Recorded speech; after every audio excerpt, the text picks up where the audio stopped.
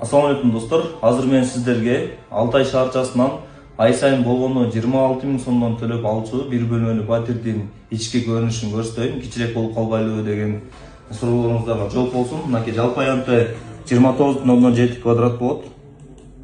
Ана ПСО вариантта ушундай тапшырылат.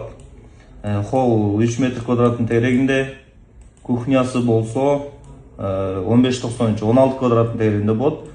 Кухня, гостиная раздельно болот. Мынакей спальнясы отдельно бул жакта. Спальнясы деле 9 квадраттын тегерегинде.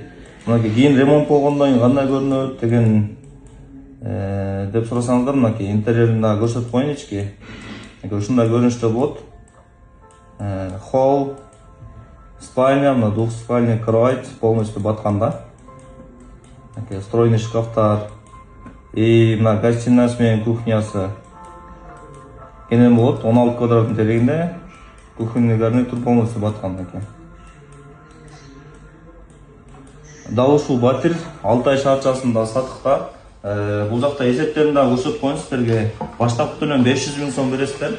28,66 деген квадратура бар. Сатыкта метр квадрат 80 000 сомдон. Жалпысы 2,292,800 сом болот экен болгону. Мындан баштапкы төлөм 500 000 сом кемтебиз. Калган суммасын бөлүп коебуз 69 айга.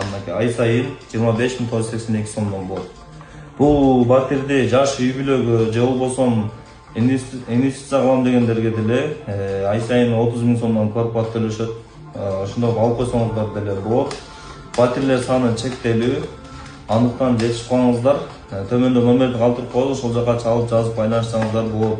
Анан сиз Алтай шаарчасынан батир алган болсоңуздар, кайсыл квадратурадан алгансыз, мондай 3D форматта ички көрүнүшүн, интерьерин көрсөтүп бергиле деп комментарийга жазыңыздар.